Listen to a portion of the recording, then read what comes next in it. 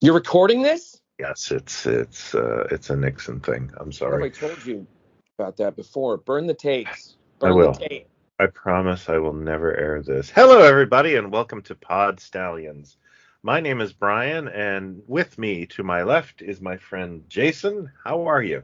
Hello, Brian. Hello, everyone. I'm okay. I'm living the life as usual. Yes, I am also living the life. Well, before we even go any further, you had texted me from your Migo meet, your play date, Migo, My little slumber party. your little slumber party, Oh, pillow sorry, fight, that sounded really weird. pillow fight, Put a Migo big meet. lisp in there for some reason. You had texted me that you'd heard some very nice things about, and I don't want to hear the nice things about you, and I don't want to hear the nice things about the message board and the Migo Museum or PlaidStallions. I want to hear the nice things you heard about this podcast. And Oh, sure. Yeah, no. Typically about me, but go ahead. I met a lot of awesome folks at Mega Meet, and one of the recurring themes, and this really made me happy, were a lot of people saying, "Your podcast got me through blah blah blah," COVID or depression and it's like, oh my God, you want to find meaning in what you do. And when somebody actually says like that means more to me than you and I getting a TV deal, because it's like, yeah, we landed somewhere, we found, somebody found meaning in what we're doing, and that's so cool. And I also got to meet like several members of the Pod Stallions group, and that was awesome. From the the Facebook group. Your Facebook group, yeah, and we're working on something for Migo Meet, for next year, and it's like, no, this has to have a Pod Stallions component every time we do this. Oh, yeah, I like that already. I'll be honest, I'd prefer a TV deal. Yeah, okay, yeah, no, I didn't say the money was the problem. Right around the time that you were at your little fun fest, I have been in the process of moving, and I've been my friend convinced me to do some yard sale type things at his place, right? Which I've never done in my life, and it's an interesting bunch that come out. He put stuff up on Craigslist with photos, and he really did put the effort in. And there was a gentleman named Javier who came 2 Saturdays in a row. He did it 2 Saturdays in a row, and he said the nicest things about the podcast, and oh, cool. Just how much he enjoys it, and of course, he knows all your stuff too. He watched. He wanted the YouTube show, Plastic Soul, to come back. He was like, I watched it. You gotta do something. He's like, I'm telling you, man. And he hung around for 90 minutes the second Saturday. Oh, wow. Just hung out and talked, and some other guy comes up and starts talking about music, because I had some like music DVDs, and he's got a Harry Nilsson T-shirt. And then I started talking about Nilsson with him, and he's like, wow, some of this stuff's kind of hard to get. I'm like, you mean that, like, the one that Eric Idle like produced in the early? He's like, how do you know about Eric? Some other guy comes over and starts talking about the Mighty Boosh and Bootsy Collins and the. Oh, that's so weird. I just had a discussion about the Mighty Boosh. And it was just this, like, everybody that was kind of around. I was just vibing with everyone about these weird little things, and this Javier just kind of was there, and he kept going, you got to do it. You got to do a show. You got to do something, man. That you know about so much stuff, and people like talking about this stuff, and of course I said yes, but you got to, how do you elevate it? How do you boost the signal? But but it was right around the time that you were doing your thing, and you sent me these texts, and I thought, well, that is nice that people. Oh, yeah, it was absolutely wonderful. Yeah. And I got to meet a longtime listener, Chris Height. Chris Height, yes. Yeah. Picture for a long time. Oh, yeah. I mean, I think he's like, he probably has listener number 2 as his badge. Like, fan club badge. Yeah.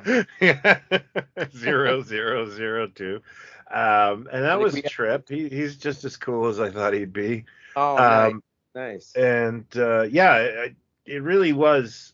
I mean, this summer I've been at a lot of shows and done a lot of stuff, and I don't really travel well. I have really terrible travel anxiety and stuff, but I always like left the town totally chill.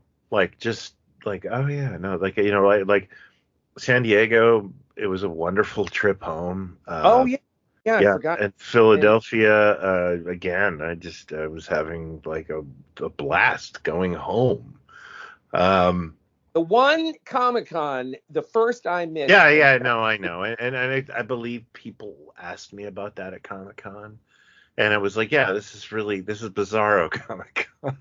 yeah, like Where I'm not in a big booth, like you'd be in a big booth. I'm in the smallest. I'm sharing a booth. I'm sharing a oh table.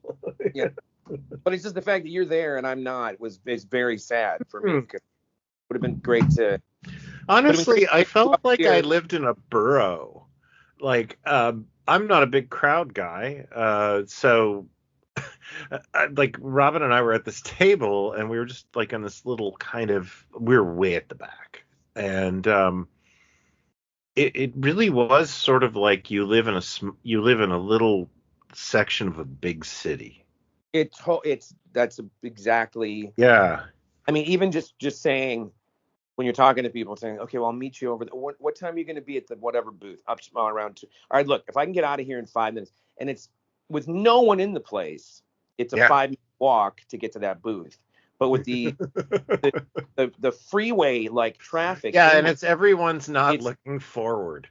no, yeah, they're all Entire everybody. room is looking elsewhere. Everyone's just stopping to look at stuff, or they're stopping to take pictures of hot girls in like cosplay, or Yeah. people dressed like robots or whatever. And you just, and it's nothing is quick. Everything's like, okay, I'll be there. I'm on my way. I'm on my way.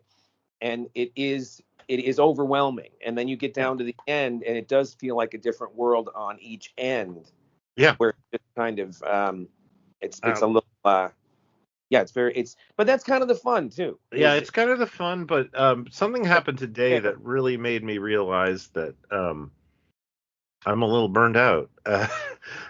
This is the weekend of Fan Expo in Canada, which is the San Diego Comic Con, but it's like Toronto Comic Con. Oh yeah. And my friend Big. Sam Noir got me. We worked a panel where we were going to do a thing on weird superhero merchandise, which Oh is obviously something the both of us love, and yeah. we bonded over. So I was really excited, but it was like the worst day because I got there and I couldn't find the will call booth. They sent me to 3 different places, including 5 stories down a parking garage. Gee. And then I had to go up that parking garage, and I realized, hey, my heart's in pretty good shape because I'm running with bags, and I'm fine. But and then the worst part was when I finally found the will call booth, the woman actually asked me, like, do you want to talk to the doctor? And I'm like, no. I just ran up a parking garage. But She she thought actually offered me to go talk to the medic, and I'm like, yeah, no, I'm red because I ran up. she God, okay. Yeah, So yeah. did you have the panel? Yeah, I did. And here's what happened though. And this is what's funny about it is I was late. And then I stupidly went to the wrong side of the con. And that was my fault. And then, my friend started calling me, and I didn't know this, but he was putting it on the PA Oh, the tenor assistant. in the panel. And I'm going like, dude, I'm gonna have a heart attack and cry. Like, I don't know. And Wait a minute. That's like, well, Brian Heiler, please report to the. yeah. It was like, So, was it like? well, what was great about it was, Oh, I would have hid under a table, I think. so what happened was, my friend Sam Noir, he's got vision issues, so he couldn't go out and find me, and he said, I'm gonna give my phone to Spider-Man. Look for the guy dressed as Spider-Man. Right, because they'll only Which you're like, hey, only okay, yeah, look for the guy with the shirt. All right. Yeah. Yeah. So he called me a couple of times, and like literally, I had moved 5 feet in between the phone calls because it was just like traffic jams for an escalator, right? And God, it's giving me anxiety, and I oh wasn't. no, and I am an agoraphobic, and to be honest with you, I said to my wife, I did the Elaine on the subway from Seinfeld scream 100 times, while I was there, and Wow. finally I get down the escalator, and there's this guy dressed as Spider-Man. Like, are you my guy? And he's like, yes, and we had. I'm so glad it was the right guy. Yeah, because yeah. At a convention to Yeah, a guy. I didn't wake up in a bucket of ice. Yeah, exactly. Or just but like, let's head to the men's room. Come on this way. yeah. Oh no, I think You're that. Oh, you're that guy. Oh yeah, I am. Come on, let's go. my name is not that. Yeah. And I get into the thing, and I'm sweating, but I got applause because, like, my friend had crowd worked everybody for 15 minutes and brought them into this.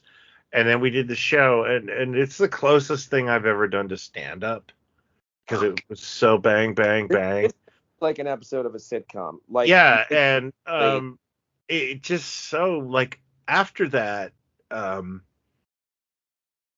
I was just kind of brain dead, and I went back to my friend's booth, and we were going to talk, but his booth is for him to talk to people other than me. And he was busy, so I walked around the show, and I realized, like, I don't care. I just, I found vintage toys, and it was like, oh, it's the store in my town. Like, right. Like, it's like, of all, like, the stuff I could go look at on Tuesday is right. Well, it would have been a different experience if you were on, if everything had worked out and you'd been on time and in there, you probably would have hung out, and that would have been different. So it's clearly, I don't know. I think I just, like, I'm home to stay for a couple of months. I'm going to do the Monster Bash in November, but yeah, I think I'm done traveling for a while. Yeah, I don't think you should travel alone. That's for sure. I think you need to hire. You need to hire an assistant or something to get you back and forth, and to make sure you get to the right panels at the right time. Oh my God, I'm the worst. Yeah, you need help. So anybody listening, if you want a free plane ticket, I was late for everything. Jesus, that's a nightmare. That is like out of the best part. I don't know if I've told you. The best part is my friend Sam has vision issues. Yeah. So he said to me, I'm going to give my phone to Spider-Man. Yeah. And just look for Spider-Man, which at Fan Expo or any at Comic-Con is like saying, find someone in a Star Wars T-shirt. It's like, well, it was actually pretty funny that the first guy and he was not like a traditional Spider-Man. He was he $20.99 or? No, actually, Sam didn't know the iteration, but it looked cool. It looked like Guardians of the Galaxy Spider-Man. Like, he had one of those Rocketeer type jackets on. It's a miracle you made it to the show and it all worked out and nobody. And I also never got the guy's name. Like, I never had a heart attack. Spider-Man the whole time. He didn't have a heart attack or a stroke, which I think is a good thing. Yeah, you know what? I realized, hey, I'm healthier than I thought. Right. Because this is bad. It's a good dry run. Yeah, and I took the train home, and I immediately showered. Like, I was, but yeah, it was. It's been a very busy summer, but I'm looking forward to slowing down and I think doing more conversations with you, sir.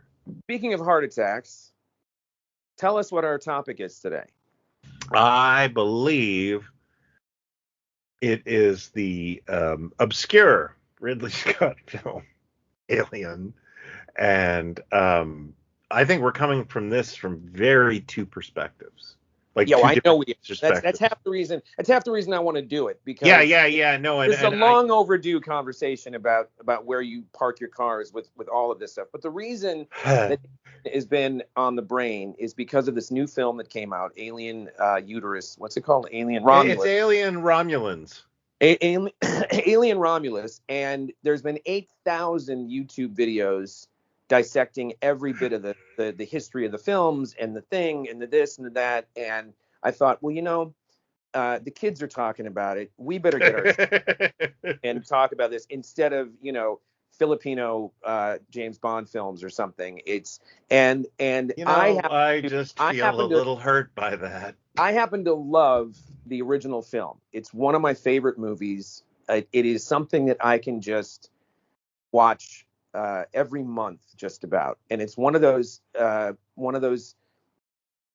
where I'm really fascinated by the behind the scenes of these things that shouldn't have worked, or that didn't work, or that nearly fell apart, or the director was about to get fired, or just every aspect of it was just a clusterfuck. And then you end up getting something, beautiful as a result, that everybody, talks about for decades and whatever. Oh, yeah. Whether Godfather, Star Wars, or Alien, or Jaws, or whatever. Or And Catwoman. knowing, more and more about Catwoman was shit. I almost got it. Nobody ever. Yeah, that's never never getting its day in court. So that's never going to happen. But I have the deluxe. There's something about the knowing about the elements that went into the thing that just make me appreciate it even more when I do watch it. And it's just the like from Jaws.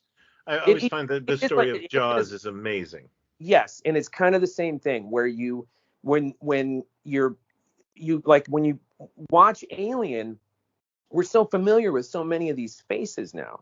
Harry Dean Stanton had been around for like I think almost 20 years. No, maybe. Also, can we only refer to Sigourney Weaver as Sigourney Weaver in a tribute to your brother? I'll never forget him. He was, because I don't call her Sigourney Weaver anymore. He was a changed man. He was a changed man when he the next day after he'd seen Alien, he'd fallen in love with this woman in this movie. And I'm the kid, as an 8-year-old, he's coming up to me going, "Hey, you know that your friend down the block that can get addresses to movie studios and knows how to send away for family? Yeah, I need this woman, the Sigourney Weaver woman. Oh my God, I'm just in love with her. I gotta get her." And I think he wrote her a fan letter. I don't know how I got the address or how this kid down the block knew where to get these addresses to send fan mail to people, but he did, and I got it for him. And I don't think he has any recall of sending a letter, but I know he wrote a letter to her saying how much he enjoyed and then when I eventually saw the film, which I think wasn't until it aired on television the first time, and even then it was edited, I started to get, and then when you really see the film, you're like, well, no wonder he was a senior in high school, and he was, saw this, everything about this woman was like, oh my God, that's my kind of woman right there. That's what I gotta meet. But it never happened. They never got together, and but he's happily married, and everything worked out for him. But anyway, so just kick this off. Alien is one of my favorite movies. It's just the aesthetic and the tone of it, and the performances and the lighting and everything about it. And I'm fascinated by it.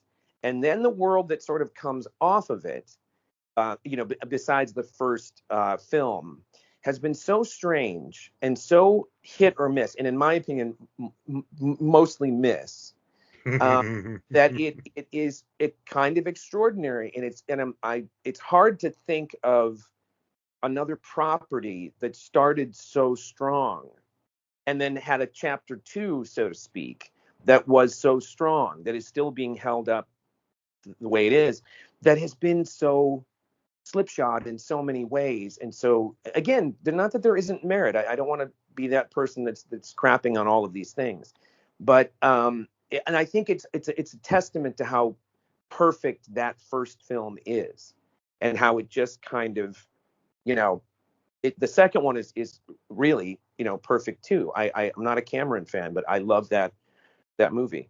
So I thought, in honor of the new film coming out, and the fact that we're this far into our lives and people are still fascinated by. Yeah, we're still making movies of something that came out when I was in the 3rd grade.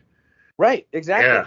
Exactly. Yeah. And I'm so like I don't know if I'm the goofus or to your gallant, or if you're the gallant and I'm the goofus. Or I think I just said the same thing twice. I think we know who Goofus is. I think we know who Goofus is. Yeah. Hi. I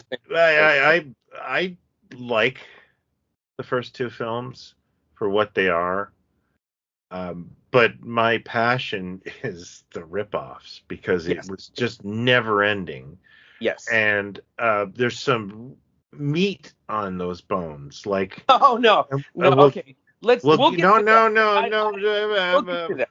What? We'll get to that. Yeah. We'll get because I do want to know because I'll bet I've seen maybe half or 2/3 of what you're gonna list because Yeah. I was looking for them too when they came you'd see the video box and so on. But let's go back to the original film. Sure. Do you remember the first time you saw it? Was it on VHS? Was it on a television broadcast? It Did was you on know a about it? television broadcast. It was probably like CTV would play pretty much, I think, uncensored movies after a certain hour. And I never sought out Alien because I had seen it at the bookstore in the Whitby Mall as a kid. I think there was a graphic novel. I think it was There Heavy was Metal did it, and yes, Metal so produced and incredible wasn't there book. also a photo novel?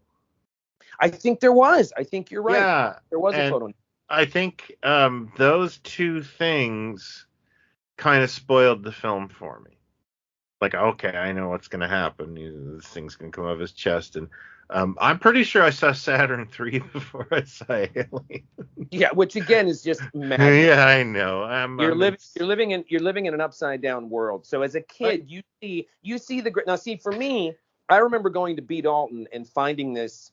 I knew I'd seen either the commercials or the cover of Starlog or whatever it was. Star Wars is on the brain. Alien, it's a space thing. What the hell is this? And I found that Heavy Metal, which was it Dick Giordano? Maybe was the is he an you artist? know what? I don't. I thought it was Corbin.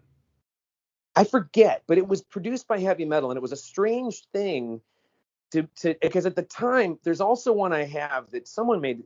I just caught a YouTube video of. It was Archie Goodwin. Archie Goodwin, but the art was Walt Simonson. Walt Simonson. Yeah. There is a comic book adaptation of 1941 that I believe was also produced by Heavy Metal magazine, and I've got it somewhere. And it is beyond offensive and strange that this would even be a thing that would happen at the time, that you would make because there wasn't unless it is, and I don't know, there was no comic book adaptation of Jaws that came out. But they did one for 1941. And so this Alien one, when I saw it at B. Dalton, it would be one of those things that almost like the book, The Joy of Sex, as a kid, you're like, oh, but, like try to sneak a couple of looks. And then if somebody comes by, like put it back because, and that's kind of what this Alien book was. For me, it was like, okay, they're swearing in here and there's blood. I've never seen this in a comic book. And the number of trips back to B. Dalton, I ended up reading the entire thing. Yeah. Well, I've told you of my history of being a mall brat, right? Like growing up. I absolutely did. Like they didn't even look at me when I walked in the store. I probably just was loitering 247. So I was kind of afraid that if a worker, I was afraid of two things with the Alien book. One, that it was something I shouldn't be looking at it because I'm a kid. That's the sense I got from traffic it was. And two, that as a book seller, they come by and go, hey, whoa. You going to buy it or are you just going to that guy from every like old time, hey, Pally. You going to buy that copy of Orgasm or what? Yeah. So I think the most trouble I ever got in that Key Books was they had just stacks, like they had a big rack of those Whitman 3-pack comics. Oh yeah, you start. And I really wanted to know, what's in the middle of that Mighty Samson and Dr. Solar. Like, am I getting Magnus Robot Fighter or am I getting Porky Pig? Did you open them? No, I would, you were trying to. Oh, like, right. Yeah, like you had some sort of, magic. Jesus Christ. That's what you're doing. At the same time, I am shivering in a corner, horrified by this Alien book with the 2-page spread of this thing coming out of this man's chest. What's interesting to me, as a fan of science fiction that you are, and a fan of horror, and a fan of monsters, and so Yeah. on, is that just made me want to see the film that much more. That Oh just yeah. so I No, can't not me. you read it and went Well, because I knew what it was. I don't know why.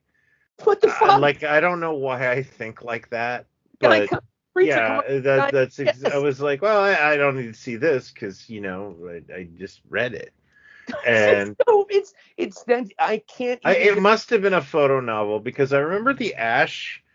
I think I found the Ash part more horrifying than the chest burster because of like that milk. Like I remember that being sort of like, ugh. Yeah, well, we should get this out of the way right away. If listeners, if there's any kids in the room, I know Yeah, there are. we've got a lot of underage fans of the Actually, podcast. you know what? I actually do have. I want to say a shout out to Brett and his dad, Brett. That was amazing. I had a 13-year-old Oh, who okay. Well, loves my magazine and loves my books, and it was like, oh my okay. god, Does he like listen to the podcast too? that. I don't know, but Okay. Well, nothing, you mentioned it and you triggered it in me. It was like, nothing we're oh gonna yeah, say that is was too a really graphic nice thing. for a 13-year-old. Nothing, Yeah. nothing that I'm about to say is too graphic, but Oh yeah, yeah. there's no getting around the fact that similarly to, just hear me out, similarly to Doctor Strangelove, where there is Okay. such a sexual undertone to so much of what's going on in Doctor Strangelove, the names of characters, the opening sequence of the plane getting refueled, and the pole connecting to the other plane, et cetera, et cetera. It's kind of hard to discuss Alien without talking about how sexual so much of the design and the conceptualization is it for that film, and Yeah. even down to Ash. I mean, Ridley Scott at some point, either in a commentary or somewhere, said that rolling up the magazine to suffocate her with, orally to get that down her throat, it was that there was a sexual frustration that this android had because his he didn't have the bits that worked the way everyone else's, or what there was something, and of course the milky substance that's there, and the design. I mean, all of Giger's designs, the face hugger, the underside of the face hugger, the alien itself, the eggs opening. It's so. I sometimes marvel at how not. And again, we got to go back to Alan Ladd Jr. We once again we got this guy to thank for Young Frankenstein and Star Wars and Alien and Blade Runner. That someone wasn't going, hey, this is looking pretty filthy. Like everything. Yeah. You know what? Filthy. You're right. You're right in some regards because there's like a lot of dripping in Yeah. moisture. Yeah, yeah. I never thought of that. I just thought it was cool. And it has real sexual kind of under and overtones, if you will. I mean, Mm-hmm. the alien mouth itself is. I mean, and Giger was a Dead let's be honest. sexy. I mean, nothing. I mean, and all of this again goes back to Dune and Jodorowsky trying to do Dune, because Right. that team gets taken on to Alien, and everybody knows the story, Dan O'Bannon and Shusett and all these other people and designers and so on, and Giger. But someone said in one of the documentaries that like meeting Giger the first time was like, well, there was a story about his girlfriend had died and he kept her skeleton, or he had her skeleton somewhere or something. Like he was just like a creature from another planet, and everything he did was just so freaking weird that it took someone like Ridley Scott to go, okay, I get this. This is going to work. Again, I'm fascinated by it because it took everyone by surprise. It made a ton of money, and it shocked in a way that 70s cinema could do, that you rarely get really until someone like Tarantino starts to flip the script again. You don't get that kind of shock much anymore. And I just think it's a miracle of a universe coming together, and Sigourney Weaver too, because it originally was a male lead in the script, and I think it was possibly Ridley's idea, I forget, to make the lead female, but she'd never really done anything. She was like a bit part in a Woody Allen film, and she hadn't had something this. Again, she had to screen test, and most of the studio didn't like what they saw, and so she thought she was going to get fired all the time. It's just, again, one of those stories. But so you see the book, and you don't ever care to see the film. So you see the film for the first time on television, and then does it do anything for you, or are you just like, I'm going to flip over? Yeah, this is the thing. I just never really, and I just never really had the passion for it. And here's why. I think I'm a little like Alien Predator jaded. Like I can remember going to my friend. I used to have this friend who recently passed away that had a comic store. His name was Ken, and he was kind of like that cool older brother. Like he was, able to have a store and a cool apartment. And so, like, I'm 17. He was like 25. It kind of, I mean, he was. I think the guy gave me my first, non-dad beer. And I remember he invited me over to watch Aliens on his Laserdisc, with surround sound, and I realized, like, oh yeah, I haven't ever actually seen Aliens. Like, I missed it. Hold on. We got to pause. No, this is the 80s, though. I did watch it in the 1980s. No. Laserdisc, that Aliens coming out on Lasers, I think was about 90 or 91, 92. Oh, you know what? You're right. It wasn't. He had whatever VHS. You're right, because the Laserdisc was the Abyss. I don't know why Ken always wanted me to watch James Cameron movies. But okay. But what you are saying is that seeing it on VHS, and let's just say for history's sake, argument's sake, whatever, when the VHS, let's say it's 87 or 88 when it hits video, probably 87, maybe within a year of when it came out. You didn't see the film in the theater. No. Okay. And again, I don't take this the wrong way. Please don't take this the wrong way. Now, we're going to change the name of this show to What's Wrong with You. I'm not trying to make fun of you or judge you. I find this fascinating. It's to me, it's like someone who's never heard the Beatles. You just go, what? I'm not asking you to like dig them or care, whatever, but you've never heard of, you don't know that that's a Beatles song. I'm fascinated by the amount of stuff that you like and that you're into, and the universes that you collect and that you're into. And along comes a movie in 1986 that is like the biggest movie of the year that everybody is going to. You had no curiosity to go and see. No, I may have had a job or something. I don't know. I just don't remember where I was. Were you just more interested in Haunted Honeymoon? That was coming out. I fucking saw Haunted Honeymoon. I wish I could. Or no, wait. What is? No, I don't think I saw Honeymoon. I think I saw the one with Steve Guttenberg. Oh, I can't remember. The man who wasn't there? No, like a Cocoon? No, it was Eric Idle. I can't remember what it was. I feel like it was like ghost movie. Oh, High Spirits. High Spirits, thank you. Yeah, it's actually directed by Neil Jordan. Peter O'Toole was in it, not Eric Idle. Yeah. By Neil Jordan. Eric Idle, in my defense, Eric Idle had a TV show at that time where he was a ghost, and it was actually really good. It was called Nearly Departed, and it lasted like 5 episodes. So that's. But it was funny. I actually liked Nearly Departed. And that was about 1990 or 91. That was after 2000 came out. But no, so you saw High Spirits in the theater, the one with Steve Guttenberg and Peter O'Toole and. Oh boy, did I! You saw that in the theater in 86, 87, whatever it was, but you did not see Aliens when it came out in the theater. That's correct. Okay, all right. I also saw Madhouse with John Larroquette and Kirstie Alley, and broke up with my girlfriend after. So see, I don't know why that didn't work out. So let's look past that. So when your buddy shows you the movie the first time on VHS, you're just kind of, You No, know. I enjoyed the film. I enjoyed the Oh, you did? experience. Okay. Yeah, yeah. Oh, yeah. No, I don't hate it.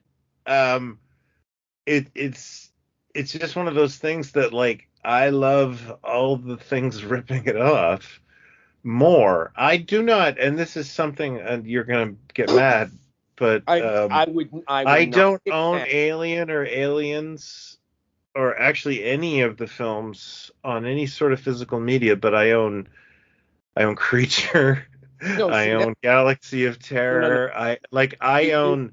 you act like this is that we've been doing this for 6 months. If you think that I thought you have any of the 20th Century Fox Alien films in any format whatsoever, you have not been paying attention to this Well, show. you know what? No. This is the one thing I used to have them on VHS because I am married to a woman who adores those films, but does not think they are science fiction horror. She's like, no, that's just science fiction. She's got some sort of block there, and we Which is fight okay over this. because there's arguments to this day about Jaws, whether it's a horror film or a creature feature or Yeah, yeah, a yeah. thriller. So yes, that's totally valid. Okay, so maybe we should get her on the show because this would No, have been she great. doesn't want to do that, and I don't want that Finally either. appearance, but she likes the movies. Okay, so what? But Oh what's yeah, also she loves the movies, but and she made me. I've never seen Alien 3, and so I can't even. I know some friends who did, but she did drag me to Alien 4, which wasn't hard because I liked Winona Ryder, and there's a few cast members in that I liked. Ron Uh, Perlman, Ron Perlman, what, Brad Dourif, Brad uh, Dourif, uh, yeah, what's the guy? Michael Wincott. Michael Wincott, who's Oh, not in a lot of stuff, he's not and not, and he's wonderful. yeah, and I mean, it was a popcorn, movie. It was trying to please. Well, okay, okay. So let's just. I got to keep pausing here because I don't want to lose the narrative here. So, but what's also interesting is that you're interested in the things that have ripped off the original thing, Absolutely. um, down to the letter almost. Some of these that like that Italian one is so it's almost recycling the script in Italian and Creature. Which I also saw on VHS, and Extra was probably another one that you saw, and you thought maybe this is like an alien. So, It but is an alien ripoff. so it's that's the part that's even more confusing to me. That I just the think blueprint I of like the rabbit hole of how stupid does this get? okay, so let's okay, so now we're getting down to it. So there's an affection and a love for the uh the B movie quality or the sort of Oh yeah, yeah, yeah. And healthy I just of the love thing. ripoffs. I mean, So give me an example of a film of a certain caliber, because this again, I'm not it's not a trial here, but I'm trying to okay, figure out if I there's would I would say that one of my favorites, and God help me if I have to explain this, is Contamination by Luigi Cozzi, oh, no, no, no, no, which no, no. Sorry. Hang on. We're gonna yeah. get to Luigi. Oh, I'm saying oh, I'm okay. asking to give me an example of a for example, let's say that you didn't like The Godfather, but you liked all the low budget ripoffs of The Godfather. You didn't really care for Alien or Aliens, but you like all the knockoffs, etc. Can you give me an example of a larger, more appreciated thing, a more worldwide sort of a love for in that sort of caliber of film? Something that you can because you do. This is why your taste is so fun, and the stuff that you dig, like Bedazzled. I mean, I've never met anyone else that knows Bedazzled the way I know Bedazzled, and it happens to be like one of your all-time Yeah, favorite. yeah, no, it is my favorite So comedy. I'm trying to see if there's something like So would I'm sorry, but I actually kind of went off to the woods there for a second. What do you want me to give well, you? no, I'm trying to figure if Something there's I like as well as Alien, or something I like better than Alien? no something that exists, a movie that exists like Star Wars or Close Encounters or Alien or Blade Runner or Yeah. The Road Warrior or whatever, that you go, that I do love The Road Warrior. Like that is Oh yeah, no, I would like the easily ripoffs say too. But I love Mad Max, okay, Planet of the Apes, Planet of the Apes. Star Wars, like to a point. I love Star Wars. I mean, it was, Star Trek. Yeah, Yeah, no, and you're a big there's fan lots of of stuff. the motion picture too. You're a big champion of the first one. Yeah, I am, and I also love the first Halloween. Okay, now So yeah, I don't know if I knew that. I don't think I ever knew that you liked that yeah, first. no, we actually we've done a John We Carpenter have episode. okay, because I thought, oh, maybe because it doesn't, because you were okay with that's the level you were okay with. Yeah, with no, I just yeah, think that's an excellent film. yeah. It But you like just Carpenter. I it mean, you just like The Thing, and you like Escape from New York, and you Oh, those dude, I about Prince of Darkness. Yeah, no, I'm a big Darkness. Okay, Carpenter guy. all right. So Yeah. of that sort of, I would say The Thing for you might be that level of you appreciate that above the ripoffs, let's say, or the ones that are Yeah. less. Oh, yeah, no, I Okay. actually don't. The Thing ripoffs aren't my favorite, because they're usually technically great, but just not good movies. Like, what am I trying to think of? The one with Peter Weller. Oh, It's The Leviathan. Abyss. No, no, no, The Abyss is wrong. Leviathan. Leviathan. Yeah, it's such a. It looks great. And the other one, It's what's the one that was done around the same time with Treat Williams that suddenly has taken on a cult? Deep Rising. Deep Rising. Now, Yeah, but Deep Rising was, I think there's a big difference. I think it's like 7 or 8 years between oh, those was films. it? Because that was more Yeah, goofy. Deep Rising was more goofy, I think. yeah, I've never seen Deep Rising. I'd like to. Okay, and Leviathan was actually pretty smartly done, pretty well done. It's technically well done, well acted. It's just, it's just, I don't know, doesn't Well, work the in other some reason ways. I wanted to talk this because you brought up Alien 3, Hmm. and it's certainly the one that I've seen the least. I mean, I've seen Resurrection, maybe, I don't know, 2 or 3. I mean, I've got the box set, but all it's really about are the first two, or mainly. I could watch just the documentaries about the first film over and over and over again. Oh yeah. But the third one I saw in the theater, and it's kind of relevant to what's been going on lately. And we've talked about this before, and I stand by it. I fucking hate the term fan service. I despise it. I hate that it's ever come up. I think it's stupid. I don't know where it came from, but it becomes a real slippery slope when whatever the thing is, or the vehicle is, or the legacy thing is, that if there's a wink or a nod, or look, it's a similar logo, it's like fan service. Because back in 1992, That's how I also hear that word. I just want to kick it in the face every time I hear it used, that term. Because back in 1992, and what you have to give them credit for, uh, they make the first film. Nobody quite knows what this thing is going to be. They're all terrified of it. The Fox people, only a handful of them really get it. The cast aren't even sure, and it takes on this other life. They're going to make a sequel. They just don't know what it's going to be. And, from 79 to 86 is a good chunk of time. And I think Cameron, he was maybe involved before Terminator, but then he had to do Terminator. I forget. And then that, his credit kind of went up with that, etc. So they make the first one is a horror film in space, kind of Haunted House. and haunted house horror, Yeah. and many, many other things in one go. And then very smartly, the idea was, instead of one, there's a bunch of them, and we get these badass Marines. And instead of ultra violence on screen where a bunch of humans are getting blown to bits, it's going to be these aliens. Won't that be fun? And then they're trying to do a third one. And the story of trying to make that third one is, it borders on insanity, of just the number of ideas, at one point, there was a director called Vincent Ward who did a great film called The Navigator. I don't know much of what he did, after, but because of this film, The Navigator, which was a time travel thing where these people, I forget what era, but they come into the modern, and I think it was a German or Dutch film, I think. Great film. And he's attached, and it's going to be like a planet or a satellite made of wood. You know, like just the most crazy freaking things. And so what they end up with, and now they're under the gun, you know, to get this thing going.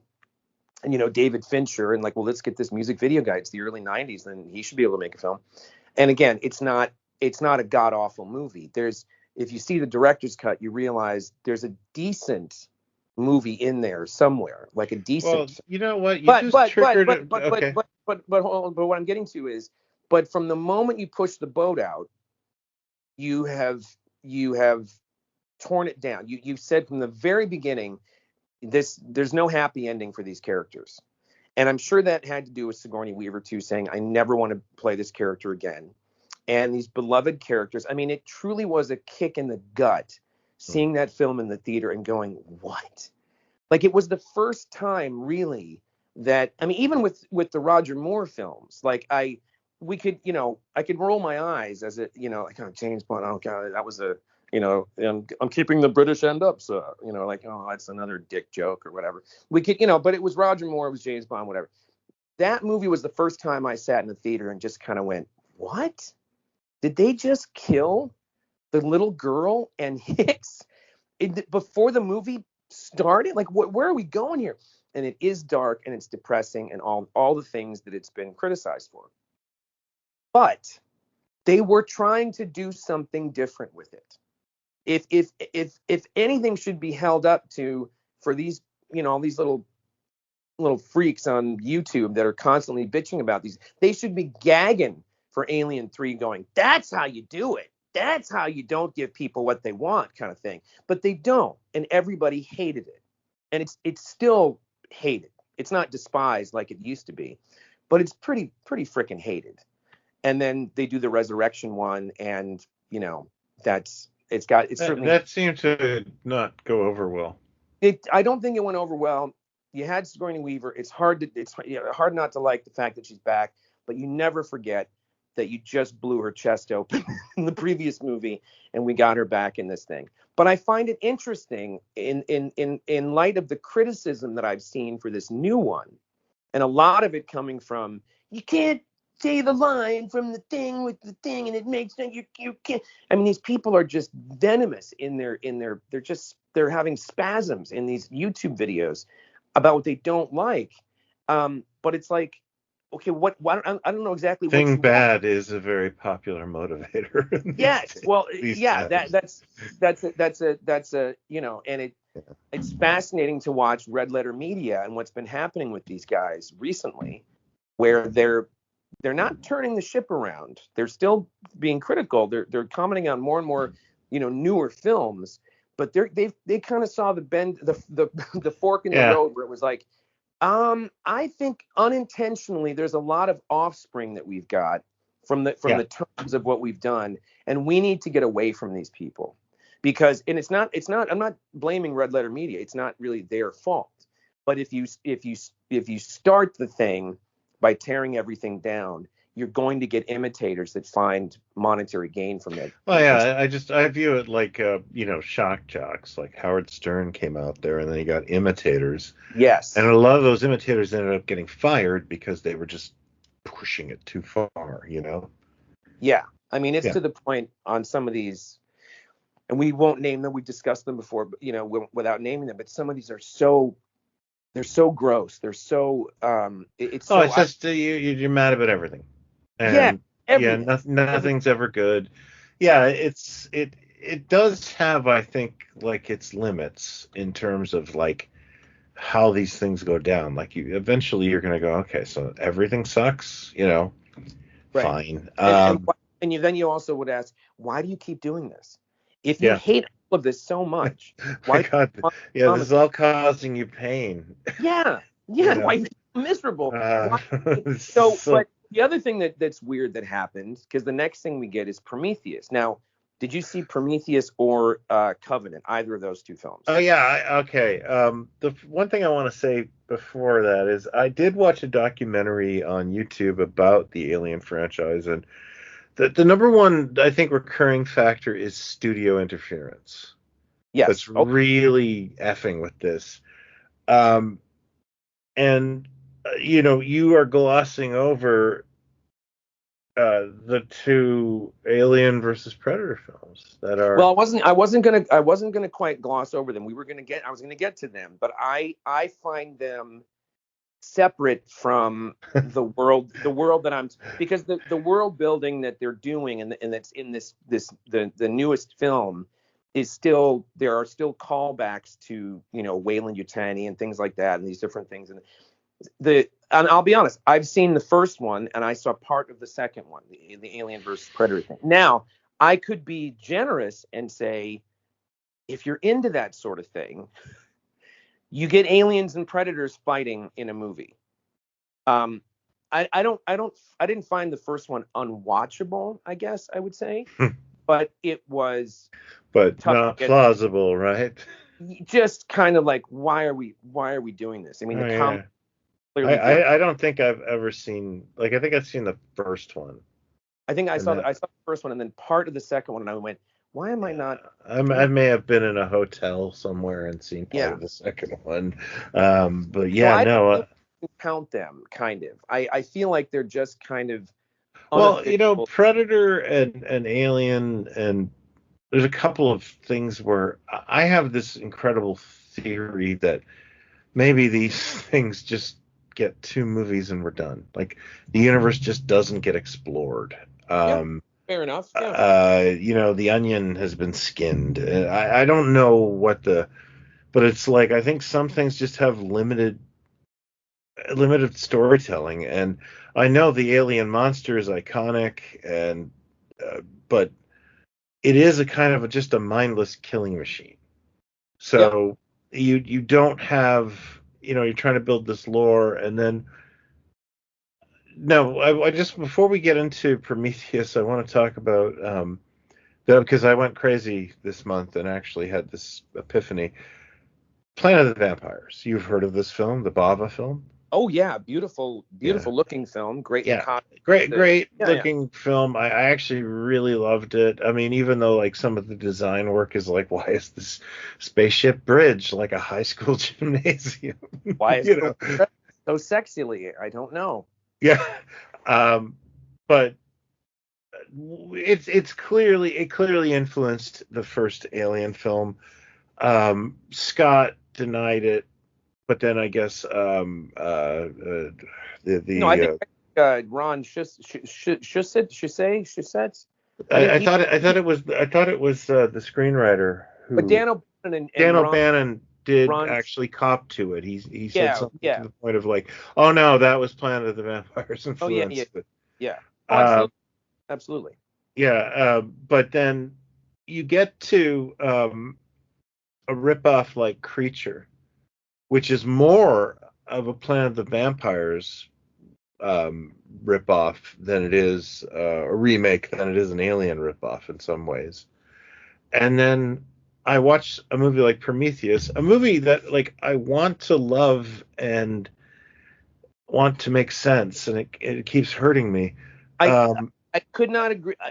It it's looks beautiful, incredible. and, It's and it looks beautiful. like, because I love Creature. Creature's a broken film. I like Planet of the Vampires, and obviously Ridley Scott's on Planet Earth at some point after that, because he's got it out there. Um, but the film itself is so, I don't get what he wants. I just don't get it. It I've seen it more than I probably should, and it's Yeah, it's a interesting Saturn because 3 for me, it's where I it's just keep rewatching it. that is sort of beloved by a certain contingent on YouTube that kind of go, no, no, you guys missed the boat, kind of thing. When there was I not keep trying. you did not hear a good word about it when it came out, but it looks incredible, and the actual scope of it, and the scope of getting onto that planet, and taking the moon buggy to get to the thing and whatever, it looks amazing, and it has really great, interesting ideas in it. Yeah, it just Also doesn't. got It just doesn't really. terrible dialogue, some Yeah, absolutely fucking dreadful dialogue between characters. Most people and do also things. I just want to point out, like, there's one point where there's like a zoologist, and he sees this thing that looks like a cobra, and I he's was just gonna just say, I was just gonna say, most yeah. of the characters do things that don't make a lick of Yeah, sense. it's like, dude, that looks like a snake. I'm scared of snakes. You know, you would not just be like, oh, hello, little fella. Like, Oh no, I got this. Hi, what are you? Look at, oh, it's fine. I can train it like a monkey. It's yeah, it's not that. it should have looked less threatening It's than. there's a scene, the first scene between that actor who I like very much, who is what's his name's son? God, why can't I think of I'm forgetting his name now. But and the Jew and the tough guy that was like a villain in one of the Mission Impossibles, and he's Sean something, a great actor, but I mean, just his face and his voice alone, I don't think he's ever played a decent character, like a nice person in a film. And he's sitting down, he's woken up from hypersleep, and he's got like soup in front of him. He's, hi, my name's Jeff. I'm a biologist, and I like what. Listen, I like rocks, man. I'm only here to make money. I don't give a fuck what your name is. All right, get away from me. Oh, okay. From that moment, you go, okay, this is gonna suck. If this is how you think people should be talking, fine. And the Guy Pearce thing never made sense to me, because if you missed paying attention to the marketing and all the videos that were done online before the film came out to see him as a young man, seeing it in the film, you go, why did you get Guy Pearce and put him in 100-year-old makeup? It doesn't make any sense. But you're doing it because you're going to have him in these viral videos that came out prior, which you could have missed if you didn't know about it. And I then just heard about those now. if you get to make another film, he'll be in that one, which he's in a little bit in Covenant. Now, if you think people did dumb things in Prometheus, it's Yeah, and worse. I wanted to just tell you that Covenant was half watched by me last weekend while I was like waiting to go to dinner at Mego Meat. I've never seen that one. It again, you just go, and all these ideas, and I love Ridley Scott. Even I'm again, I have to kind of clarify it in the sense of, if you want to compare him to like a Kubrick or someone, where it's like Ridley Scott's had a lot of patchy movies. It doesn't, he's brilliant, but it doesn't mean that he's everything he's done, like, Someone to Watch Over Me, and I don't even like Gladiator. I don't think it's a bad movie. I saw it once and I went, okay, fucking okay, who cares? But the idea of saying, let's get into, the space jockey, the thing that's in the chair with the come out with the thing. Where did that come from? Let's do a story about that. Now, on paper, that's kind of an interesting thing.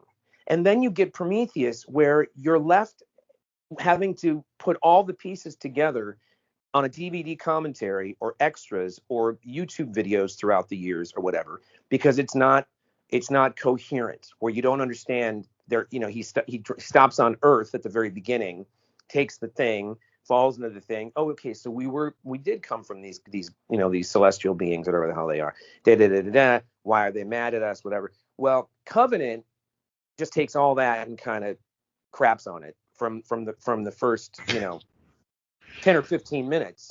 Yeah, no, I watched a good chunk of it, and it's I again, I'm not sure what we're doing here. I didn't understand what the point of it was at So all. again, you've got I will defend these things They look because beautiful, by the way. Like yes, it's such I think that's part of the problem, is that it just looks so damn good.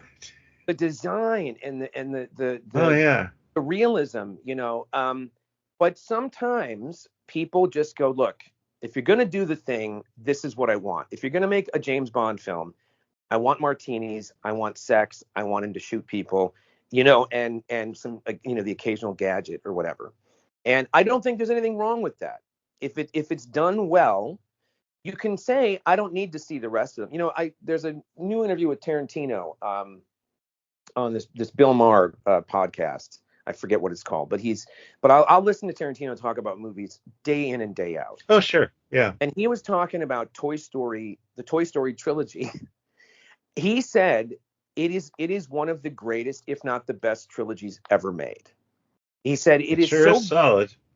He said it's so good that you just like when you get to the third one, and of course, Bill Maher is going, what is it, a cartoon or what the fuck, it's and Mhm. Tarantino's Just immediately going, you're not gonna, I know you're never gonna see it. Doesn't matter. Here's my point, and his yeah. point was, and then they made a fourth one, and he goes, now that could be a good movie. I don't know.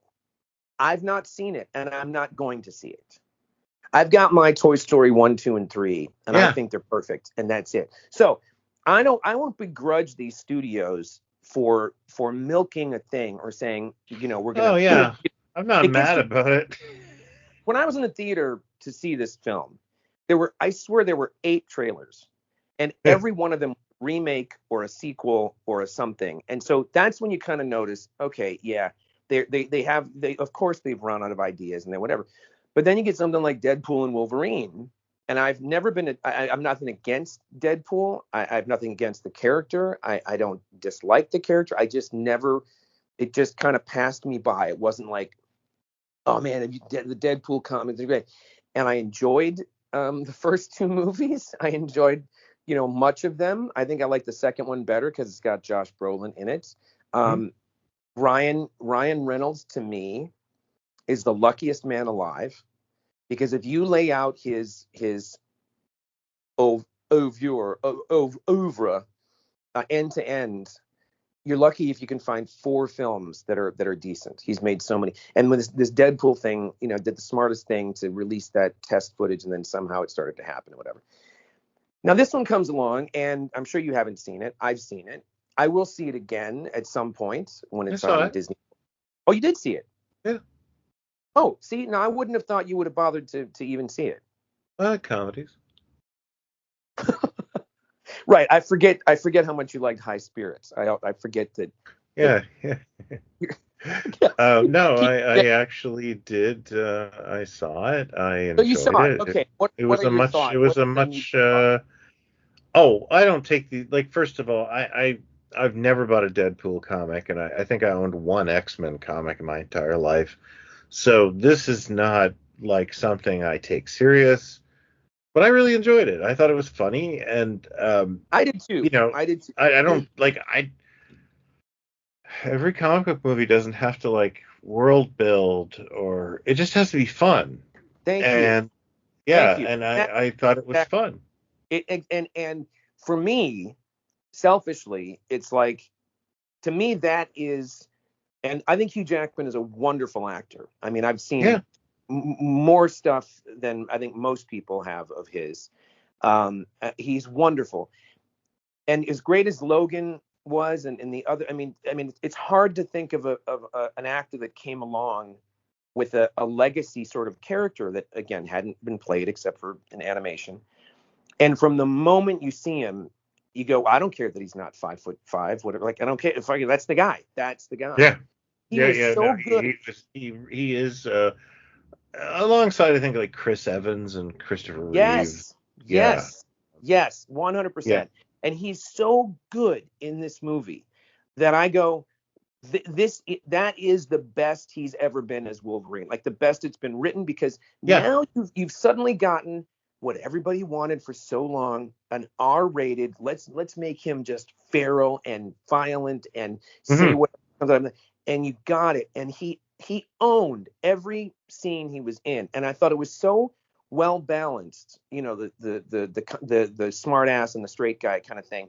And then when Yeah. it takes that turn in the car, when he gives that speech about, really kind of chews Deadpool out, and it sort of starts to turn, and the focus kind of gets more on Wolverine. So, but I come out of it going, if if he's pulling that off, and they want to make 6 more movies with Hugh Jackman as Wolverine, I'm in. I'm going. Like Yeah, and that might actually happen. yeah, like bring it on. I am so when it's done well, when it's done right, and I think a lot of the disappointment with a lot of this stuff is the studio interference that you mentioned, or just the wrong person steering the ship, or the wrong idea getting pitched, and you go, is that really what you think people want to see right now? Like, you think that's what's going to remind them? And so there was definitely a purpose with this new Alien film to go, okay, you had those 2 Prometheus and Covenant, and they made a few bucks, but let's face it, they it's not built up enough interest, and everything you're seeing for this and all the marketing was face huggers. And I mean, they did this viral thing where they had actual people in different cities just kind of slumped in a corner in front of a store with a face hugger on them, and people were taking pictures of them. I mean, just really smart viral stuff. And you go, Yeah, wow. I had no idea there was an Alien movie coming out. Yeah, I don't know how Yeah, you missed it, because it's if you're on the internet or on YouTube at all, like I don't know how you yeah, missed. no, I never got an ad Oh my until God, like a the few marketing. days before the film came out, and I was like, gee, that does kind of feel like something that would happen to me. Like people would assume, like you do, that I'm a big fan of Alien. No, no, no, no, no, no, no, no, no, no, no. I never thought you were a big fan of Alien. No, no, no, no, no. I Oh, never thought. I've known you long enough to know that's not a yeah, that that. I don't hate it. No, I think I know, I but think no, I a lot never. of Scott's influence is more impactful in my life than his actual work, because like Alien set design is something that just changed science fiction. Seeing the crew in their street clothes Yeah, was, it was like there was a lot of stuff in there that was, I think, revolutionary for the time. and I would go back to what I said toward the top. When you watch it again, or when you do see it, it's so well acted and so real, and Yeah, the way. I mean, there's great stuff on one of the DVDs and one of the sets where there's like two or three cameras that were set up, yeah, and you see it from different angles, whether it's the chest burster yeah. or just I'm just gonna bullshitting it. say this. It's sort of like he was doing a little Robert Altman there. Yes, I was gonna say very Okay. that Altman thing of. I could be wrong about this, but I believe that was the first time in MASH that you had characters kind of talking over each other like Yeah. that. Yeah. Yeah. Yeah. Orson Welles liked doing it where he would jump in as the other character was sort of finishing a sentence. He would, Mr. Well, then maybe perhaps you should think of it, and he'd kind of do it at the end of a sentence. And it was a thing that he did on radio, and he did it in The Third Man, he did it in Citizen Kane. But the way Altman did it, where you had multiple characters talking at once, and they had to mic it special, and he does it again in Hmm.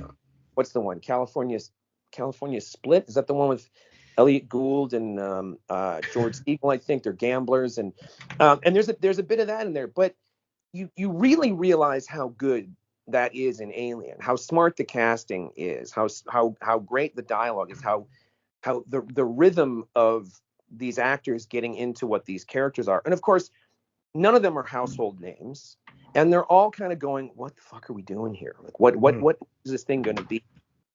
It's only when you see it imitated, only when you see the other sort of Alien films that are trying to get that tone. Yeah. A little different in Prometheus because it's a little more clean, but you're trying to get that dude sitting down with the other guy having soup and going, "Hi, my name's Benjamin. I like animals. What's your deal?" Look, I don't care about fucking rocks. All I care about is rocks. You know Fucking what that is? I forgot about that clunky ass scene. that's when you realize you go, yeah, you can't touch Alien. Like Yeah. you got close in Aliens, the Yeah. rhythm of those Marines, and they're a little more not cartoonish, but they're a little more one dimensional than the characters in Alien. And they developed backstories for all of those characters in the '79 film. And also, we should say that at its core, what's interesting about it too, and again, if there's any kids younger than 13, perhaps leave the room. It's about a man getting impregnated. I mean, that first film is a man getting impregnated and giving birth. And it's commented on in the script at one point when Ash, who we find out later, of course, isn't that nice, says, when Yaphet Kotto comes in, Parker comes in, and says, "No, this thing's big. It's big. It's not the thing that came off the table. I mean, this thing's huge. And then Ash says, Kane's son, Ugh. which is just beyond creepy. Yeah. But that's another thing about it that's fascinating to me. That this is about this is I think one of the reasons Procreation has a yeah, undertone there. Yeah. and the egg opening up. And I also just found this out, which I can't believe. Well, you wouldn't probably notice because you saw it on VHS and didn't really care.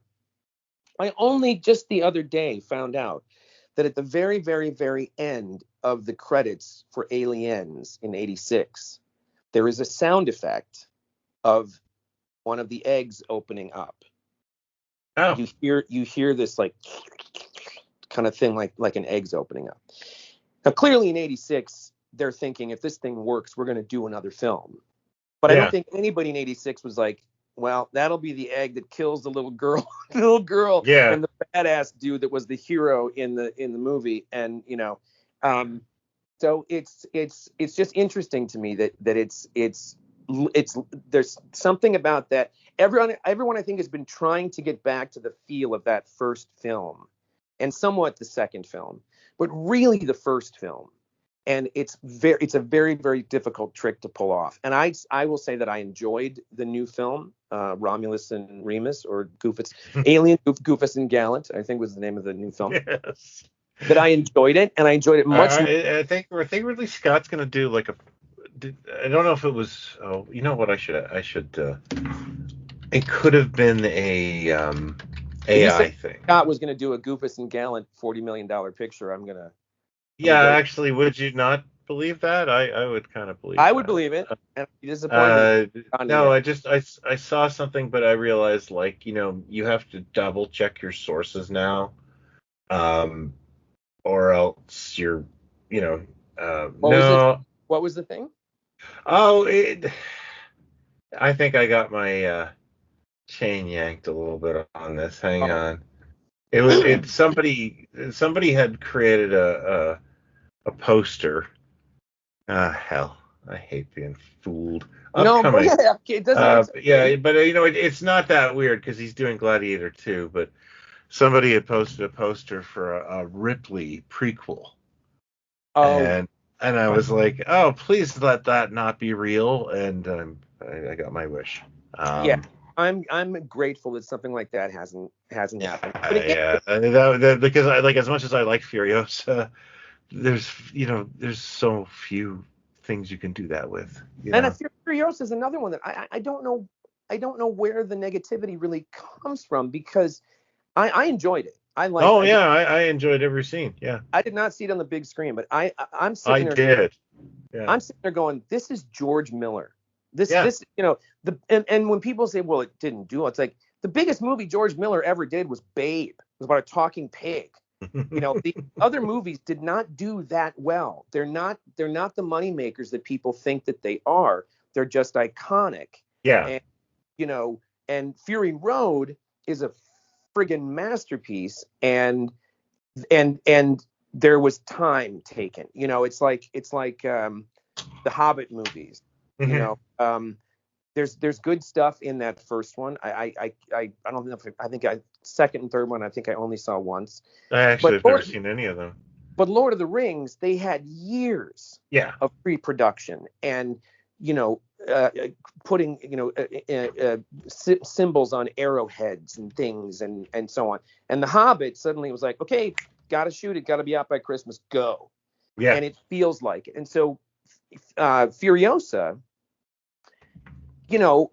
people are complaining about the green screen and the thing with this. And it's like, okay, so but who fucking and someone else was complaining about Chris, which one is he? Helmsworth. Yeah. I thought he was terrific in it. He excelled at that character. He did. Because that character was a buffoon. He did. And someone complained like, well, the first thing I think is like, well, with the nose and the teeth. And I go, he's gorgeous. He's absolutely gorgeous. And the only things he gets are the gorgeous hero type guy, or maybe an asshole occasionally or whatever. Yeah. So if you're going to get him, if he wants to work with George Miller and wants to create this character, I know I'm watching him. I know it's Chris Hemsworth. But, I bet my buddy's mother-in-law, if they watched it over the weekend, at the end of the film, if he said, that's the guy who played Thor, she'd be going, it was? That was Thor? No, that wasn't Thor. We all The get man it. with the ridiculous fake nose was Thor. Yeah, exactly. Yeah, that's exactly what she'd say. It's like there's so much of that you just go, oh my God, you're ruining everything. So the question is, you rather have George Miller have another crack, up at bat? Oh, yeah, I loved Or everything. not? I really actually loved that film. Furiosa. Yeah, Furiosa? yeah, I did. Did you like it? Did you like it more than Fury Road? No, but I really liked I it. I thought didn't Fury hate. Road was Like, I great. just didn't think it sucked. Like, you know what I mean? Like, No, it was a it good didn't suck. entry to the franchise. I thought personally, anyways. You're talking about Furiosa. Yeah, Yeah. I thought it was. And I like also, it better than Thunderdome. hey, listen, hey, it Yeah. didn't have that Can't we song. just get beyond Thunderdome? Careful, it didn't have. That's still a great tune. I want that played at my funeral, frankly. I sing that often at certain flea markets I go to. That's on my funeral mix. Where they're selling like rusty pans.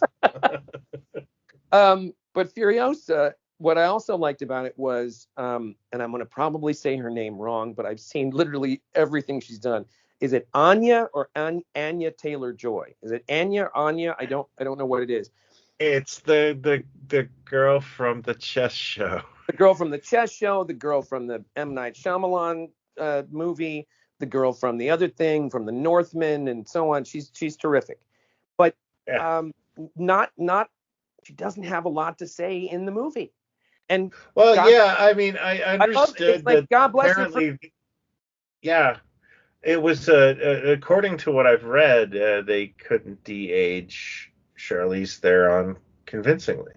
Right. And Miller said, sorry, it's just not going to work, and he had to cast. And I think she did an admirable job, and I honestly kind of forgot that. Yeah. Oh yeah. I didn't even think about it. But I'm saying that. Yeah. I'm saying that as a lead, there's not a lot of dialogue there, and good for her for going. Like she's got every choice in front of her. She's got piled up, and she goes, I want to work with George Miller. I love his stuff. That's the thing. Well, you've only got about 7 lines. Like, I don't care. I don't care how long I'm in the desert or whatever. And it just, and again, when you're just sitting there going, this is a George. We've still got another George. We're living in a world where we get another George Miller film in. And he hasn't kind of like fallen off in quality, because like, and this is parallel to Ridley Scott, where I kind of feel like, I'm not real into what he's done in the last couple of. I would agree with you. I would agree that he is not. It's like, it's. I always say this about Coppola. Like, it's easy to make jokes about Jack, or like, well, Tucker, the man in his dream, didn't set the world on fire. But when in one decade you can make Godfather 1 and 2, The Conversation, and Apocalypse Now in the same decade. It doesn't really matter. And so it's like Ridley Scott, really, if you got Alien and Blade Runner, and I suppose people would probably put in Gladiator. The Duelists is a great freaking movie, if anybody listening hasn't seen it, which was his first film. He's made a lot of movies, and if 4 or 5 of them are, kind of epic, or like The Martian was a big hit. Martian was a big hit. Yeah. I think Gladiator won Best Picture. But what's a great one that he did? Oh shit! Thelma and Louise. Oh my God, Louise. He's been on top. Like, I mean, there's no taking away from what he's done. I mean, it's pretty great. He's taken a lot of left turns, and Thelma and Louise was great. But the recent one with Adam Driver and Matt Damon. I think it's called the Last Duel, or the Last Duel, or something like that. Mm-hmm. Kind of came and went. I didn't see it until it hit streaming. Great film, and it's. I don't want to say too much, but it's got a bit of the Rashomon thing, where you think it's going in one direction and then it sort of turns. And it was not what I expected, and everybody in it was great, and Ridley Scott. But yeah, he's kind of, I mean, but he's I think he's 85, I think, or 80, Yeah. 83 or something, and we're lucky to have these guys. But I mostly wanted to have the topic because it is in the consciousness at the moment, and I know how you Oh feel yeah. about the ripoffs. Now, Creature, who directed the movie Creature when you were talking about it earlier? Do you know the director of that? No, I don't. It Here's what was I remember. Creature. The tall chick in it was Simone from Pee-wee's Big Adventure. Right, and yeah, you're right. That's so funny you mentioned that. And she said, "Merci beaucoup, Pee-wee," and he goes, "Merci blah Blah, blah." blah, blah, blah. Yeah, one of my favorite lines in the film. And the other favorite line is, "But what, Simone? Everyone I know's got a big butt. What's your big? Let's talk about your big butt, Simone." But she says, "Do you have dreams, Pee-wee?" Yeah. I'm rolling this big donut, and there's a snake wearing a vest. Like, no, not those kind of dreams, Pee-wee. I'm rolling this big donut. But she's kind of like the Ripley in Creature, if I recall correctly. Yes. Yeah. And or she a robot? Is she a robot? Yeah. Okay. I think she's kind of like a. I'm trying to figure out because Wendy Shaw, I think, is the protagonist in the film, and she's of course Francine from American Dad, and she was Mr. Rourke's niece that they just abused on the show. But it's also got like Lyman Ward and Klaus Kinski, of course. And that's another thing that I remember is that's when I started to kind of know who Klaus Kinski was, is that movie. Like I'd seen the Herzog Nosferatu on television at some point. I don't know how. And I thought I was watching something that was related to Salem's Lot because they were both bald vampires. Yeah, I get it. Yeah, no, that kind of works. Yeah, I kind of find Kinski's Nosferatu really, really repellent. Yeah. Did you seen any of the what's the show? Documentary Now. Have you seen any of those? No. It's written by Fred. Oh my God, Fred Armisen and what's his name, John Mulaney and guys like that. Familiar faces in these. And each episode is riffing on a different famous documentary, like The War Room about the Clinton campaign in the early 90s, or Salesman, the black and white salesman thing. So each one is different. I think it's the third season. There's a two-parter that's riffing on Werner Herzog and Klaus Kinski. The director who has gone to the ends of the earth, to this primitive culture to document their journey in civilization, the most primitive culture. But at the same time, he booked a pilot for CBS called Baby Nanny or something like that, about a college kid and it is hysterical. But it is so dead on with the way it's pimping the relationship between Herzog and Kinski. It is absolutely worth. If that's the only one of that entire series you watch the two-parter in the third season. Yeah, I have seen I think it was like My Best Fiend. Yes. Documentary. Yeah. Incredible. Yeah. It's incredible. Yeah. Although there's like a part where Herzog says something that like I want more.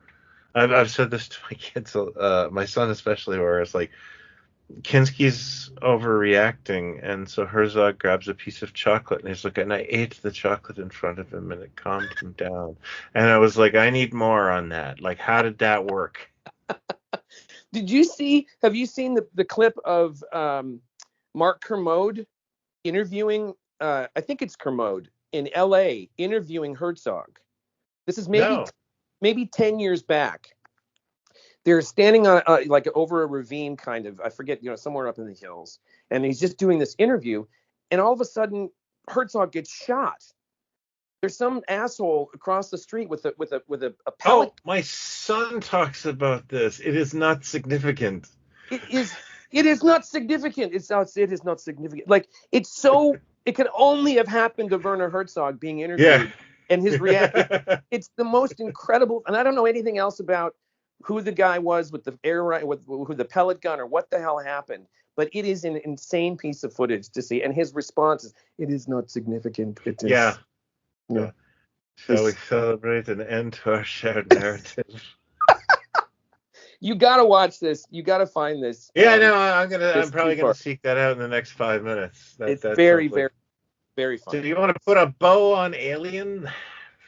Yeah, I stand by it being a gorgeous piece of cinema. I love it. It hasn't lost a bit of its impact for me. I'm not like a huge, Alien collector, but boy, when NECA finally got the rights for the actor faces and did the Mobius, space suits and oh yeah, all that stuff is gorgeous. Gorgeous.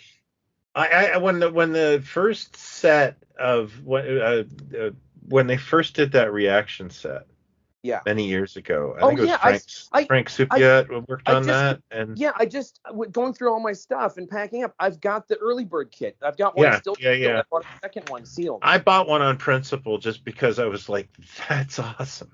Yeah, and like I ended up selling it years later, but I just wanted to throw money at it, like no, more of this, and so I'm not immune. I don't hate Alien. In fact, too about the thought that we haven't even mentioned the giant Kenner figure that is legendary. And I remember the TV commercial for it though as a child. There's something really twisted and I've never really gotten a complete straight answer on it that there was a target set game with a gun and the alien and a board game and gum cards and this toy, and there might have been a 4-inch range of figures that was going to happen. We know this now. And I probably would have bought those because I was one of those kids who bought at least one character from everything. But can you think of another? I can't think of another more inappropriate, other than the Hogan's Heroes rack toys that you found once from whenever that was. To say this is a hard R. The kids are going to love this. Let's get the alien creature out there and let's do whatever. That's another aspect. Puzzles. They did puzzles and things. That's another aspect that's kind of insane. Like they didn't quite know what this thing was going to be. I think Star Wars was a real issue for changing the game. Like you wanted the next Star Wars, and this was not it. No. But I remember those. I got some of those trading cards, and I don't think the alien's in a single one of them. I think you're right. In fact, our good pal Rockford J sent me some pictures the other day. He's got a collections of different gum cards from the era, and you're right. I don't think there's. I think I remember getting a pack of mainly Yafet Kato. You were such a live and let die thing. I'm 7. I just wanted space. You just wanted a across 10th Street set of gum cards. That you were good with that, your fat cutter. Yeah. But then you got it with Alien. So I got the NECA stuff, and Galoob years ago made those in beautiful. I forgot what they were called, but like the what's the shuttle that she's on at the end? The Narcissus, is that what it's called? The little shuttle. Oh yeah, I know what you're talking about. Yeah, they had that whole range of like they did Star Wars and they did the alien head, and the alien head opens up, and it's got a teeny tiny little cane on the little dinner table and a little wheel that you spin behind it where he just kind of spins around, little teeny alien coming out of his chest. So I've got stuff like that. I love the alien itself, the design. But I'm not like I've got to get everything from every Prometheus and whatever. That original film is really very, very dear to me for it's super neat. I really like it. And the score, what else? What it made me think about this too, and this idea first came into my head to do this episode or to talk about it. That sound that's in the trailer, and they did it again for the '86 trailer for Alien. Yeah. That is so effective. And they did it again for the, yes, I know, honey, I know. That was Bowie. That was Bowie chiming in. They did it again for the Spy versus Spy, Alien Spy versus Spy movie that just came out. They did it in one of the trailers, that beep, that kind of sound, and it's so effective. And but nothing tops that first one. It is, and I do love the second one, but I think the first one is. Well, it's a different film though. The different, and they smartly changed the genre a little bit. yeah, and it holds up. It really, really holds up. I watched it again for the first time in years. I don't know, 6-7 months ago, and I was just, because I do not like James Cameron. I do not like Green Eggs and Ham. I do not like James Cameron. I will give props to the Terminator, and I will give massive props to Aliens and bits of the Abyss, and then after that, no interest whatsoever. I was just trying to think if like I've never. He's a very like it's a little heavy, his storytelling sometimes. Yeah, or just kind of, I think the word you're looking for is cliched, perhaps. Yeah, you're right. I just But Aliens is full on. I mean, it is just and you also notice when you watch it how great Michael Biehn was. It's such a sad, and he's still around. He's still with us, and I'm sure he has a great life and he's fine. But there was an interview not long ago on some podcast where he said that he was, down the bottom of a bottle for about 20 some years, and kind of ruined his career. But when you realize he got dropped into that thing like 2 weeks into filming, kind of like Martin Sheen in Apocalypse Now, same kind of thing. And and you're like, God, this guy would have been huge. He could have really been much bigger than he was. But anyway, that's and I always like hearing about you. What's the Luigi Vicotti one you talked about, or Fettuccine Alfredo? Who's the guy that did the one? Luigi Cozzi. He did a film called Contamination. Is that the one? It's an Italian one, but it's like a hodgepodge of Alien and something else, kind of. Well, yeah, like what this one is no, I think I know what you're talking about. You might be talking about Shocking Dark, which is sort of like Aliens and Terminator, and I think you're right. It's a bad acting contest. But no, Alien Contamination doesn't actually make a lot of sense. It's like these two astronauts come back from Mars and they bring back this alien, and the eggs make humans explode for some reason, and I don't know why, but I just I can't put that movie down. But a movie that I just watched, and now I'm drawing a total blank. I just watched it the other night. It's done by this husband and wife team, and now their daughter has been in a couple of their films too. They're known as the Addams family, ADAMS. The husband and wife, and they both act in the films. They write them and direct them together. And it's about this corporation in like Slovakia or somewhere. They're doing some drilling, and up comes a cocooned body, and it's like a French guy from 200 years ago kind of thing. And then kind of worms start coming out of his nose, and it's this creature that by disturbing the earth, like a sea creature, but some type of it's a creature. This is a B plus, I guess, kind of movie. And what it does, it gets inside you. It jumps from, and if it feels like, if you point a gun at the guy and it feels threatened, boom, explodes the body and the creature runs, and then it makes its way into the next host. Yeah. It's it's called like hot as hell or something like that, or road rough end, because it goes up your bottom or something. I forget, but it's still that thing is still working in a lot of B movies, where it's the Oh yeah, absolutely. being a And I host. mean, like the theme kind of, I think it has a long life because Yeah. it's never gonna not be scary. Did Planet of the Vampires have the uh, that It had possession of the dead bodies. possession of the dead body? Okay, okay. Yeah, that was That's what. the thing they always talk about in the documentaries when Ron Shusett or Shusett, whatever his name is, he comes up with the I got it. It impregnates the host, and then and like that was the moment that they said that's when everything kind of changed, when the script started to come together. The notion of that was so it was so he must have been pulling from the vampire thing too, but in a different, much more graphic way.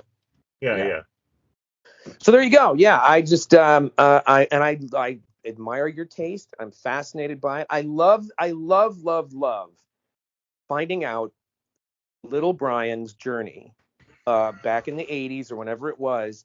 I'm always fascinated to hear. But so wait, you didn't see Ghostbusters 2? You liked the first one? Yeah, it was all right. You didn't see the second one? No, I had a job that summer. Yeah, Or yeah, or but yeah, I was front and center for Fletch Lives. Figure me out, dude. exactly. That's what I'm fascinated by. Wait, was that the Yahoo Serious thing? No, that was Young Einstein. Oh yeah, I definitely saw that. I I saw did that. not. I did not. I saw Young Einstein on satellite. Right. The night it aired, the very first night, I'm sure, probably. No, I don't know about that. I don't remember ever really wanting to watch it. I don't know why you. I don't even know. I've seen his Ned Kelly movie. Maybe I've never seen Young Einstein. I don't know why Yahoo Serious didn't get bigger, but he was. I remember that issue of Premiere Magazine. I'm sure you remember Premiere Magazine, and each Sure. summer they do their. Here's what we predict will be the biggest of the summer, and that was Yeah. summer of '89, and I think they thought that was going to do better than Batman. I think it was Yeah, high. and they also thought Great Balls of Fire was going to be this huge movie too. Yes.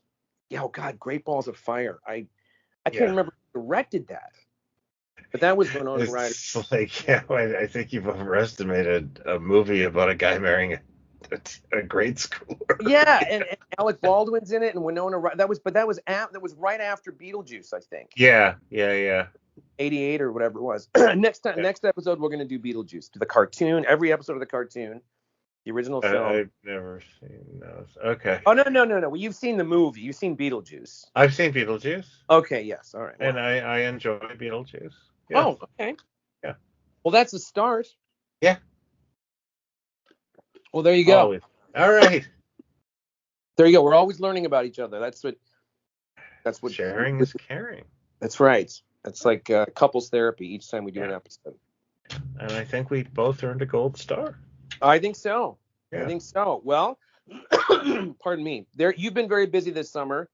I have, but I'm settling down for the fall, so we should do like some more chats. Let's do some more chats. I love it, and we clearly have fans out there. Now I feel really like when you said let's do this tonight, I was like, I'm in because I miss doing it. I mean, if we're helping people through tough times, we're almost obligated to keep. Well, yeah, I mean, yeah, and it this show's helped me through tough times, so there you go. Yeah, it's only done just terrible harm to me, but I still love doing it. Yeah. No. I love it. It's great. It's been too long, so we'll do it again very soon. Yeah, sounds good. Take care, everybody. Thanks, everybody. I'm gonna stop recording and.